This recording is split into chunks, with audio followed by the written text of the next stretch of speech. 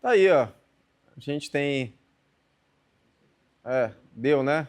É isso aí, ó. A gente tem essas matérias aí, questão do nepotismo. Eu, particularmente, eu acho que não tem nada a ver. Uma coisa é você nomear uma pessoa, um parente que seja inapetente, que não tenha competência nenhuma para ocupar determinado cargo. Eu acho que é esse que tem que ser o fundamento, esse que tem que ser o critério. Qual é o critério? Não é porque é meu parente, é porque além de ser uma pessoa de minha confiança, é uma pessoa que tecnicamente está preparada para ocupar determinado cargo. Vou dar um exemplo aqui no estado de Rondônia. O governador não nomeou o seu irmão para ser o diretor do Detran e ele não está fazendo um excelente trabalho? Ou seja, é competente, está desempenhando um bom trabalho à frente do Detran, criou aí que eu tenho certeza que é uma marca, a CNH Social, que é uma das marcas que foi aí da gestão aí do Sandro Rocha, dentre outras ações aí à frente do Detran. Então isso não significa nada. Eu acho que o critério tem que ser competência. Não importa se você é parente, se você não, mas se você é competente para ocupar determinado cargo, eu não vejo problema nenhum. O ruim é quando você nomeia um irmão que não tem competência, que não tem habilidade nenhum para aquela pasta, mas está lá, nomeou porque é seu irmão. Aí que é o problema. Que a gente vê, tem exemplos aí na administração de pessoas que escolheram por questão de grau de parentesco, não porque tem aptidão, não porque tem tecnicidade, não porque tem preparo, não porque tem competência, mas é porque é irmão. Pronto, vai lá. Aí sim eu não concordo. Cujuí, 3 minutos. Olha só, eu acho que a situação foi bem temperada. É bom que a gente diga o seguinte: não se acabou com o nepotismo. O que se está dizendo é que para cargos políticos, o que são cargos políticos? São chamados cargos de primeiro escalão.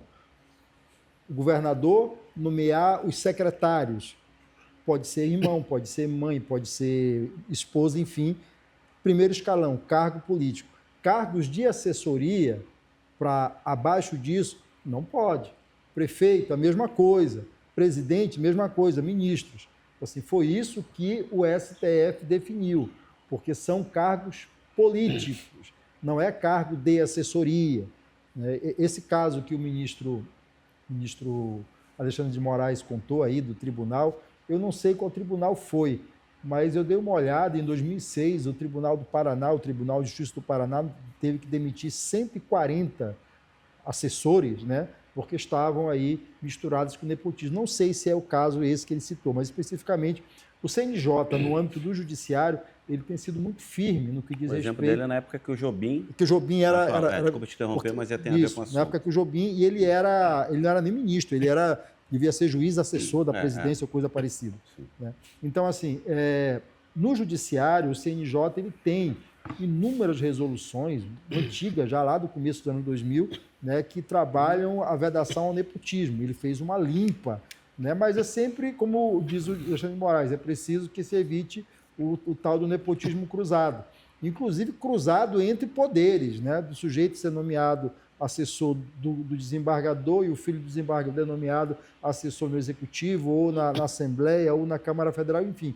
É preciso que se evite isso, porque a questão do nepotismo ela é um combate que diz respeito a uma prática das elites brasileiras na formação histórica do Brasil.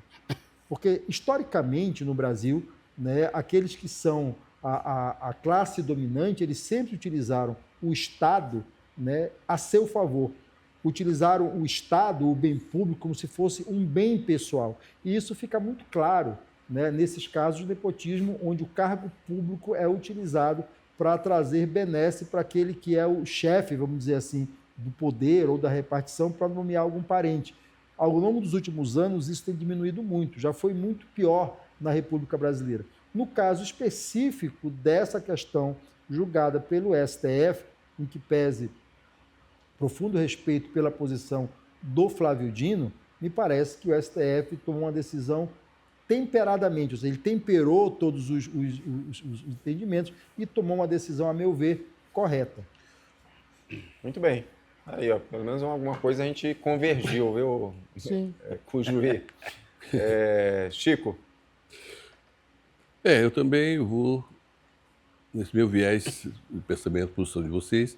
Agora, o que me estarrece é ver um Dino e ver o Moraes, faltou o Gilmar também entrar. Essa regra também tinha que ter para os filhos, para as esposas, que exercem a função, né, de advogados em processos milionários, onde os seus maridos, os seus parentes, seu tio, está lá no Supremo Tribunal Federal. Isso aí sim, precisava também, essa é a 13, tinha que ter a 14, proibindo que primeiro, segundo grau não poderiam. Aí vai dizer, mas aí está impedindo de exercer a função. É a mesma coisa. Se uma pessoa por exemplo, trabalha no governo, ela é concursada, ela é do quadro. Ela não pode ser um assessor, tá, que não seja secretário, porque estaria infringindo a lei, seria improbidade administrativa. Essa questão também dos familiares de ministros, e que sabemos como funciona, tá, e não é de hoje, tá, mas alguns ministros aí aumentaram e muito essa influência. Ministro que se aposenta e vai para empresas, como aconteceu com o atual ministro da Justiça do Lula. Tá? E isso precisava também ter um controle, precisava também que houvesse ética, que houvesse... Porque eles estão acima de tudo e de todos, porque tem acontecido com o Supremo Tribunal Federal. Eles são super Deus, tá? E que para eles tudo pode, os seus familiares tudo pode. Tá? O juiz, o ministro, pode, inclusive, sendo acusado, sendo a vítima, também ser o juiz julgador. Mas é isso que está errado no nosso país. É isso que a gente fala. Quando um presidente diz que a Constituição ela é relativa e um Supremo Tribunal Federal, que na maioria dos seus ministros também entende que a nossa Constituição Federal é relativa, dá no que está dando no Brasil, virando exatamente uma terra de ninguém, uma insegurança jurídica total que estamos vivendo nesses últimos anos. Porto, você que já esteve na condição de secretário, que acompanha também as nuances da política, essas nomeações, como que tu vê essa decisão? Tu acha que isso, de alguma forma, atrapalha a administração, não tem nada a ver? Ou o que deve prevalecer é o que a gente acabou concordando aqui, a questão técnica, tecnicidade, competência e preparo para ocupar determinados cargos políticos. Eu, quando fui secretário, eu não nomeei ninguém, familiar meu, amigo pessoal, nada disso. Mas eu não vejo problema nenhum, tendo competência, porque é aquela história, né? Você citou o exemplo do irmão do governador. Quer dizer, pelo fato de ser irmão do governador, ele não poderia ser nomeado? E ser uma pessoa competente? Então a gente tem que ter um cuidado. Tem competência, tem qualificação técnica, sem problema algum. O que não pode ter, o que não pode acontecer é pessoas sem capacidade, sem conhecimento técnico, sem a condição mínima para exercer determinado cargo.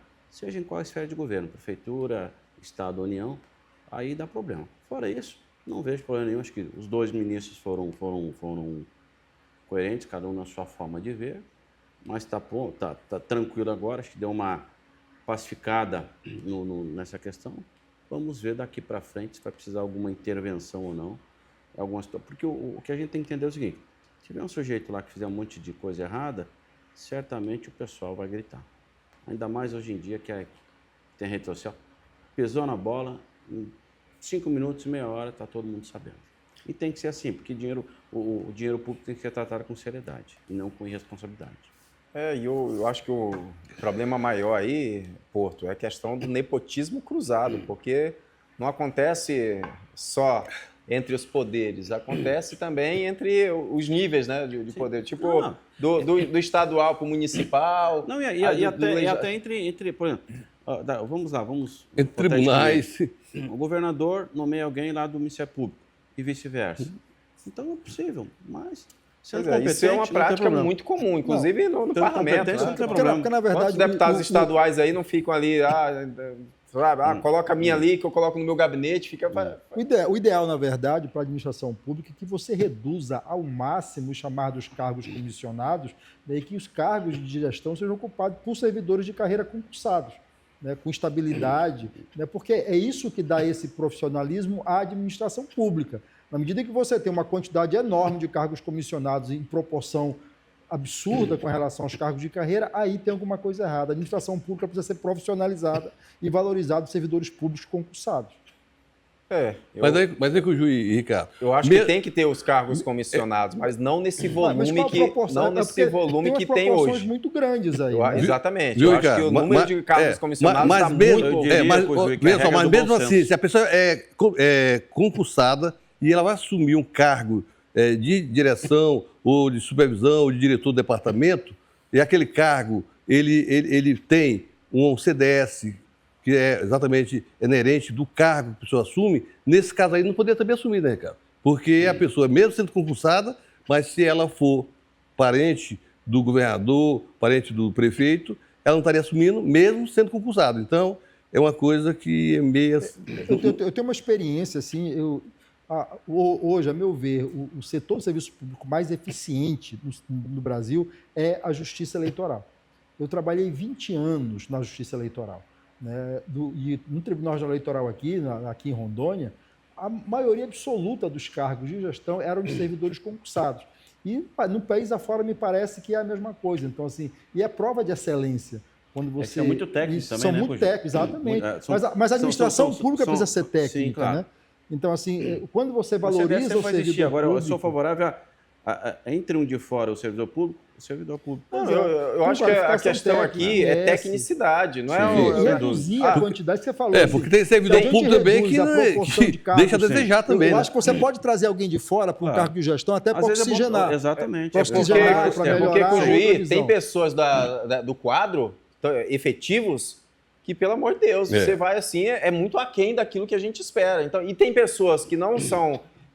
do quadro, que são comissionados e que têm a capacidade... e que têm uma capacidade enorme. Mas na regra geral, concordo que há exceções, mas na regra geral, olhando o modelo, o ideal é que nós tenhamos um quadro de servidores técnicos qualificados e valorizados. Que não se impeça que venha gente de fora até para oxigenar e melhorar a administração pública. Agora, é preciso que haja uma dosagem dessa quantidade de cargos comissionados. Excesso de cargo comissionado só prejudica a gestão, porque aí fica um troca-troca, uma barganha política e se perde que não é bom. A continuidade dos processos.